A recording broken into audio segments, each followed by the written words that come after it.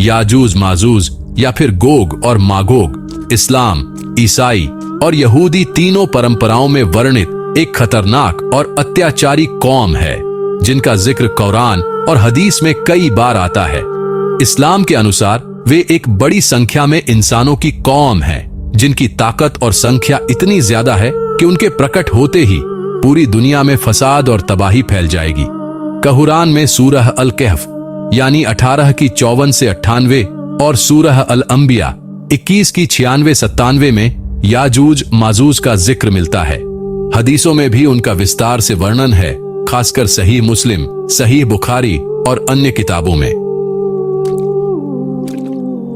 इस्लामी तफसीरों के अनुसार याजूज और माजूज इंसानों की नस्ल से हैं। ज्यादातर उल्मा का मानना है कि वे हजरत नूह अलैहिस्सलाम के बेटे याफिस की औलाद में से हैं, यानी वे बानी आदम इंसान हैं, लेकिन उनकी फितरत बेहद जंगली और क्रूर है।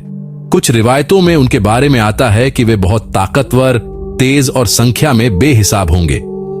हदीस में आता है कि उनका कद आम इंसानों जैसा ही होगा, लेकिन उनकी शक्ल सूरत में कुछ अजीब विशेषताएं हो सकती हैं। कुरान में सूरह अल कहफ में अल्लाह ताला ने जुल्करनैन नाम के एक न्यायप्रिय बादशाह का जिक्र किया जिसे अल्लाह ने ताकत और शासन दिया था।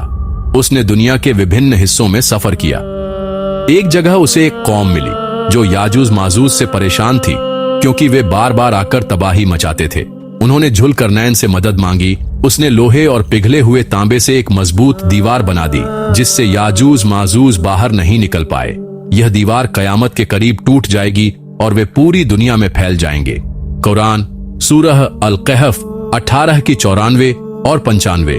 उन्होंने कहा, हे जुल्करनैन, याजूज और माजूज धरती में फसाद मचाते हैं, तो क्या हम आपको कुछ माल दें कि आप हमारे और उनके बीच एक बाधा बना दें? उसने कहा, जो ताकत मेरे रब ने मुझे दी है वही बेहतर है। तुम अपनी ताकत से मेरी मदद करो, मैं तुम्हारे और उनके बीच मजबूत दीवार खड़ी कर दूंगा। हदीसों में आता है कि याजूज माजूज जब भी मौका पाते हैं फसाद फैलाते हैं। उनका मकसद तबाही मचाना और संसाधनों को नष्ट करना होगा। वे जमीन की सारी नदियां और झीलें पी जाएंगे, फसलों और बाग बगीचों को उजाड़ देंगे, इंसानों का कत्ल करेंगे, पूरी दुनिया में आतंक और अफरा तफरी फैलाएंगे। उनकी संख्या इतनी ज्यादा होगी कि वे चींटियों की तरह फैल जाएंगे। सहीह मुस्लिम की हदीस के अनुसार वे तिब्रिया झील यानी सी ऑफ गैलिली का सारा पानी पी जाएंगे।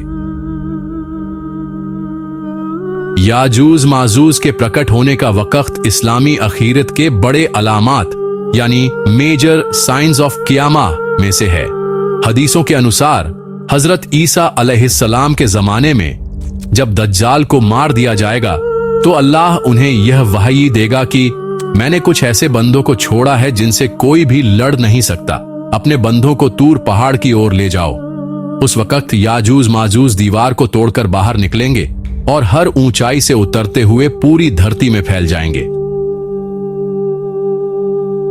हदीसों और तफसीरों के अनुसार याजूज माजूज के अत्याचार इस प्रकार होंगे।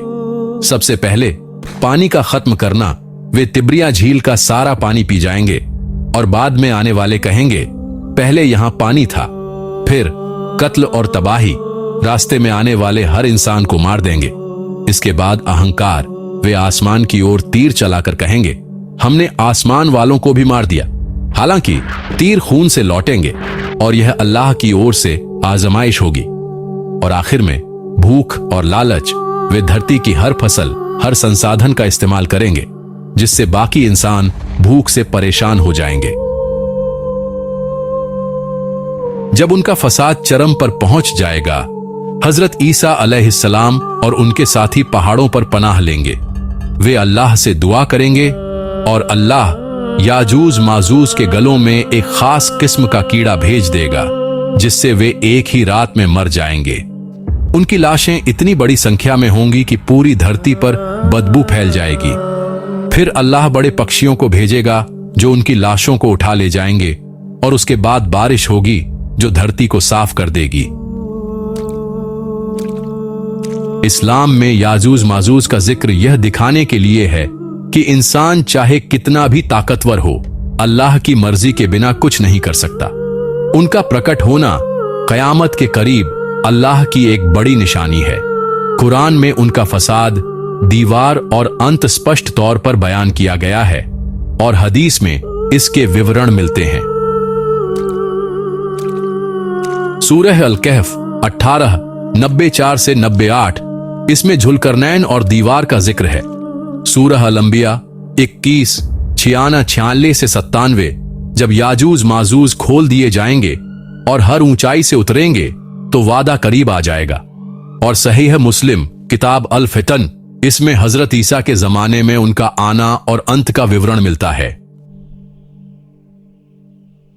याजूज माजूज की कहानी हमें याद दिलाती है कि इंसानी ताकत और संख्या अल्लाह की कुदरत के सामने कुछ भी नहीं है।